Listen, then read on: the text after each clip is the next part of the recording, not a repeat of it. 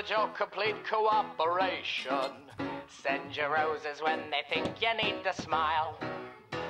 I can't control myself because I don't know how. When they love me for it, honestly, I'll be here for a while, so... The Matthews family immigrated to New Zealand from Ireland in the late 1800s. Edward Alexander Matthews was born November 9, 1907, and was the third son and fourth child of 10. Known by his middle name, Alec grew up in Auckland and attended Bayfield School till he was 12, when he had to go and earn money for the family. Cheeky Alec met Gwyneth Wilson at church, initially getting her attention by winking at her.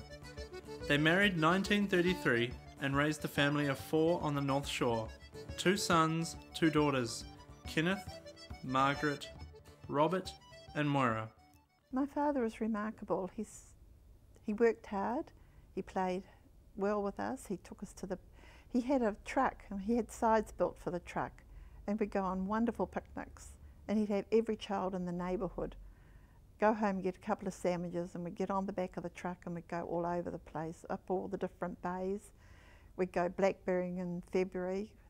He didn't even know some of the children, but the parents knew Alec Matthews and they let him come. As well as being a family man, Alec was the local milkman, delivering from 1 a.m. till 7 a.m. for 40 years. Alec became a blood donor and continued to give throughout his life. We took his eldest daughter Margaret to New Zealand Blood in Manukau City. Here she donates and relives memories of her father. The giving of blood came about by his mother having a very sick friend who needed a blood transfusion. So my grandmother went home, she lined up her sons and said, okay, which one's going to give blood to help my friend? So Dad, being Dad, put his hand up. He was either 16 or 17, and that was the first lot of blood he gave at that age. He kept giving blood, the fact that he had it, and he felt he could give it away every now and again, which he did. At one time he gave blood every week to help a friend who was dying. He did that for 6 weeks, a pint of blood for 6 weeks. Today they would frown very much on that, but that's why he worked, he operated. Someone needed it, he had it, so he gave it. He must have been a very healthy man, and thank goodness nothing happened to him, but today, no, we can't. There's things like hemoglobin, and that's your iron content in your blood. We need to look after our donors because we want them to give, well, if they're well, every 3 months. We call them. But yes, we couldn't do that today, every 2 weeks. Thank goodness he was a healthy man. From what I can remember, it was about 177 pints. I could be in or out of it, but it was in that region for over 44 years. I think a lot of the earlier blood he gave was not included in that total.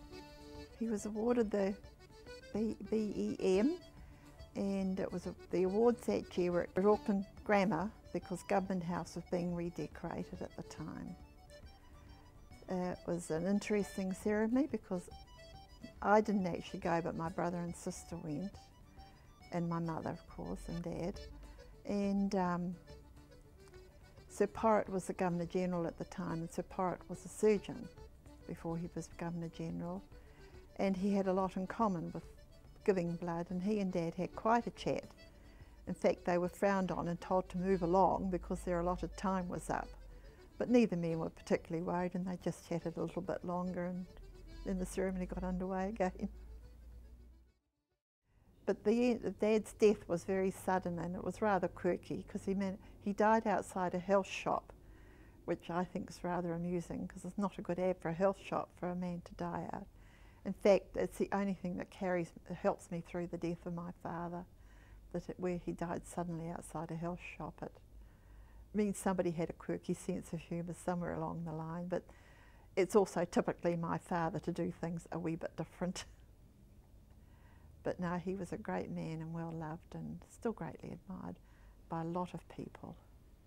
Just the memories of him.